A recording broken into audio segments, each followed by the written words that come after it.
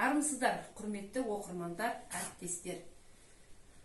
Жазушы 20 ғасырда қазақ әдебиетіне зор үлес қосқан суреткерлердің бірі, қоғам қайраткері Әбдіжәміл Нұрпейісовтің туғанына 100 жыл толуына орай Қазақ әдебиетінің белді өкілі тақырыбындағы әдеби кешке қош келіпсіздер.